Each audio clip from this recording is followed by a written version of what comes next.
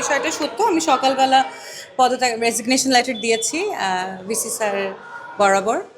আর হচ্ছে যেটা কোনো হঠাৎ করে না, যেটা আপনি কোয়েশ্চেন করলেন, আসলে আমি আরও 1-1.5 মাস আগে চিন্তা করেছিলাম যে ইট ইজ অ্যাবাউট টাইম যে আমি রিজাইন করি, কারণ 24-এর পরবর্তী সময় থেকে শুরু করে 26 পর্যন্ত আমার মনে হচ্ছে যে আমি একাডেমিক সাইডটাকে খুব একটা গুরুত্ব দিই নাই, বা পড়ালেখা থেকে অনেকটুকু দূরে চলে আসছি। আমার লাস্ট 2 বছরে তেমন কোনো রিসার্চও আমি করার সময় পাইনি, ইচ্ছা থাকা সত্ত্বেও সময় হয়নি।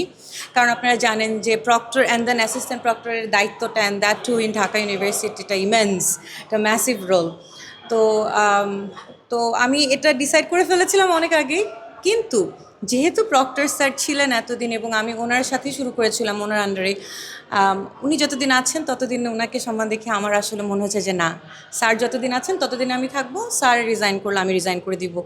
তো স্যার যেহেতু রিজাইন করেছেন, আমি ভাবলাম যে হ্যাঁ, আমি এবার রিজাইন করতে পারি এবং আমি আবার back to my department, back to my academic activities and then research and contribution. ইনশাল্লাহ সামনের দিকে আমি পড়ালেখায় ফোকাস করতে চাই, এটাই। যদি রাগ থেকে বা ট্রোল হচ্ছে এই কারণে আমার সরে আসে যদি বলতেন, তাহলে তো আমাকে ট্রোল করা শুরু করেছে সেই ডাকসুর পর থেকে। আমি তো তখনই মানে তখন তো আরও বেশি ভেহিমেন্টলি ছিল, এখন তো অনেক কমে আসছে, তখন তো আরও খারাপ অবস্থা ছিল। এবং বিভিন্ন বড় দল, পার্টিকুলারলি বড় দলের সাংবাদিক আমার এআই কন্টেন্ট বের করেছে, হ্যাঁ, তখন রাগ দেখালে তো তখনই দেখানোর দরকার ছিল, তখন তো দেখায়নি। আসলে এসবে তো ভিত্তিহীন। আর আমি মনে করি it is a part of cancel culture, হ্যাঁ।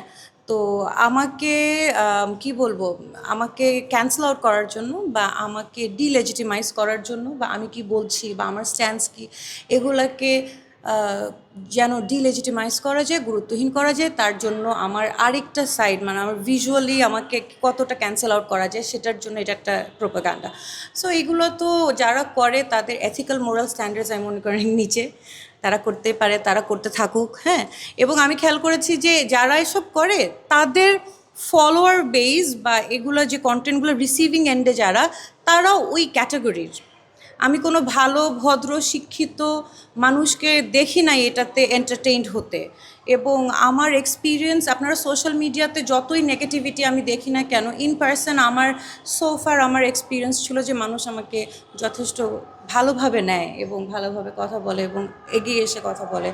তো সেদিক থেকে আমি মনে করি যে সোশ্যাল মিডিয়াতে যে ধরনের প্রোপাগ্যান্ডা বা যে ধরনের হ্যারাসমেন্ট আমার এগেনস্টে হয়, সেটা আসলে ওই যে আমাকে যেটা বললাম, একটা ক্যান্সেল কালচারের ভিকটিম আমাকে করা হয়েছে। একটা মামলা করেছিলাম, সেটা আর আগায় নাই।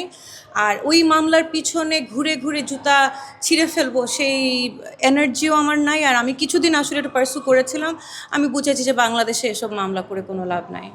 আমার উপরে কোনো রাজনৈতিক চাপ ছিল না। আমি তো বলেছি আমি অনেক আগ থেকেই চিন্তা করছিলাম যে ছেড়ে দিব। তো আমারও মনে হচ্ছিল যে আমিও কন্ট্রিবিউট আগের মতন করতে পারছি না, কারণ আমি চেষ্টা করছি একটু পড়ালেখার দিকে ঝুঁকতে, 2টা একসাথে করা, আবার সাথে I have a small baby, তো 3টা একসাথে করা আমার জন্য ডিফিকাল্ট হয়ে যাচ্ছিল। তো এর জন্য আমার মনে হচ্ছে যে আমি আবার আমার ডিপার্টমেন্ট এবং আমার পড়ালেখা, রিসার্চ এসবে ব্যাক করি। পরবর্তী পরিকল্পনা তো আমি জানি না, আপাতত আমি কোর্সেস নিচ্ছি, ক্লাস নিব, তারপরে কি কিছু রিসার্চ অ্যাক্টিভিটিস করা, মানে আমার মনে হচ্ছে কিছু রিসার্চ শুরু করা দরকার।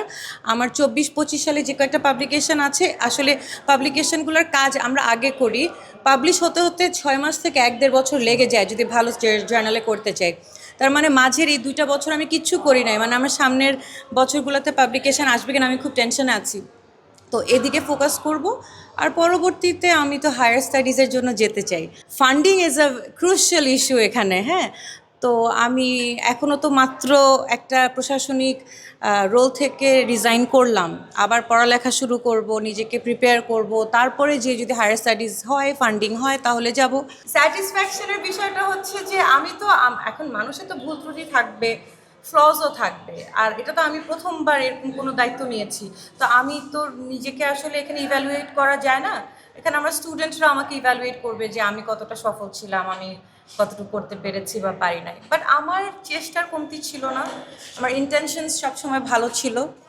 আমি চেষ্টা করেছি সবাইকে যতটুকু সম্ভব সাহায্য করতে, বাকি তো only my students can speak for it. The good thing is শিক্ষার্থীরা আমাকে মিস যদি করে, আপনি এটা আপনি বলছেন মিস করবে, ওরা তো এখনো বলে নাই, তো যদি মিস করে in that case I am always I think 11 flight of stairs away, মানে এই তালায় আসলে আমাকে খুঁজে পাওয়া যাবে, যে কোনো কাউন্সিলিং, যে কোনো হেল্প যেটা আমার এখতিয়ারের মধ্যে থাকবে সেটা ওরা সবসময় আমার কাছে আসলে পাবে। ইনফ্যাক্ট আমি যখন প্রক্টর ছিলামও না, নোবডি নিউ মি, আমি তখনও ডিপার্টমেন্টে কাউন্সিলিং করতাম, স্টুডেন্ট কাউন্সিলিং করতাম, আমার স্টুডেন্টসদের সাথে আমার সবসময় একটা ভালো সম্পর্ক ছিল।